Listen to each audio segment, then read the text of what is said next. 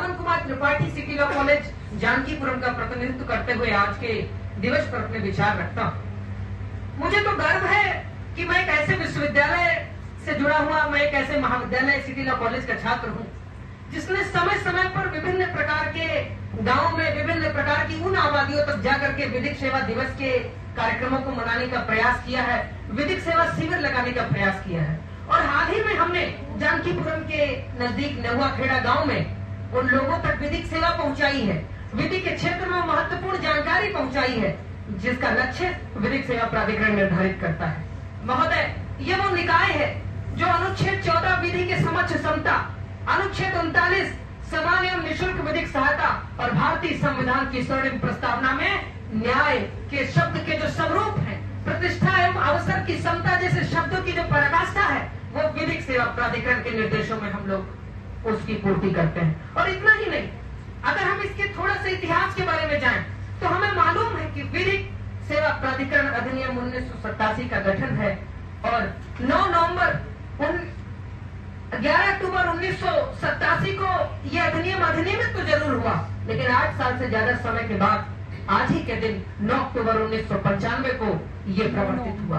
और संयोग है सर्वोच्च न्यायालय ने इसी दिन राष्ट्रीय विधिक सेवा दिवस मनाने की घोषणा करी।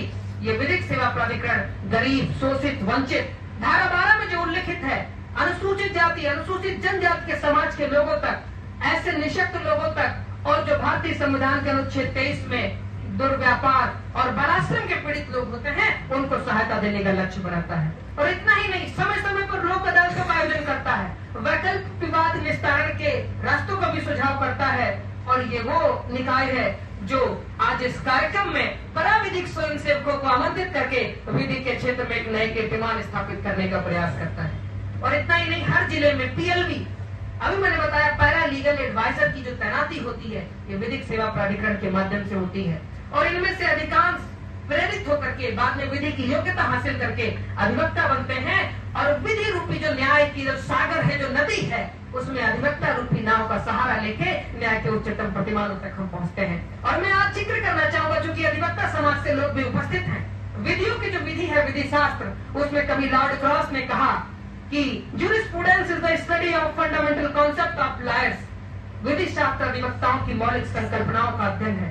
कभी जूलियस स्टोन ने कहा jurisprudence is the lawyer's extraversion. विधि शास्त्र को अधिवक्ताओं की बहिर्मुखता कहा।